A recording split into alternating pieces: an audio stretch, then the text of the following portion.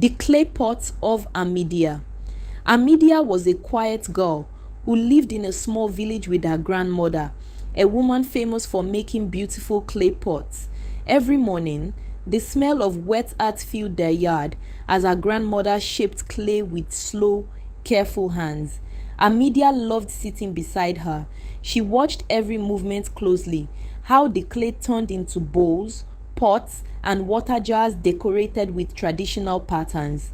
Pottery is not only about clay, our grandmother always said, it carries our stories. One sunny morning, the two of them walked together to the river bank carrying baskets. The river was calm, and the soft brown clay rested beneath the water near the edge. Our grandmother showed her how to dig gently without ruining the clay. This earth gives us everything we need, she explained.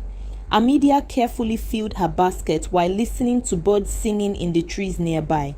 Back at home, they mixed the clay and began shaping pots together. At first, Amidia's hand shook and her pot leaned sideways. Sometimes the clay collapsed completely. She sighed with frustration, but her grandmother smiled kindly. Good things take patience, she told her. Day after day, Amidia continued learning. Slowly, her hands became steadier. She learned how to smooth the clay, shape the curves, and carve traditional patterns into the pots. Then one week, the village announced a large traditional celebration with dancing, drums, singing, and food. Families from nearby villages would come together for the special event. To prepare, Emidia's grandmother decided to create a large ceremonial pot for the center of the celebration. It would be her finest work. For many days, Amidia watched her grandmother carefully carve beautiful designs into the clay, but the night before the celebration, her grandmother became too weak to finish the pot. She sat quietly beside it, looking sad. It was meant for tomorrow, she whispered. Emidia looked at the unfinished clay standing under the lantern light. Her heart beat fast. Then she remembered all the lessons her grandmother had taught her. Without saying another word, Amidia sat beside the pot and began working carefully through the night. The village slept peacefully while she shaped the clay, smoothed every edge, and carved the final traditional patterns with patient hands. Just before sunrise, the ceremonial pot was finally complete.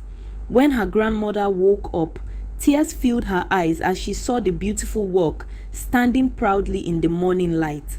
That evening, drums echoed through the village while dancing and singing filled the air. Lanterns glowed warmly as people gathered together beneath the darkening sky.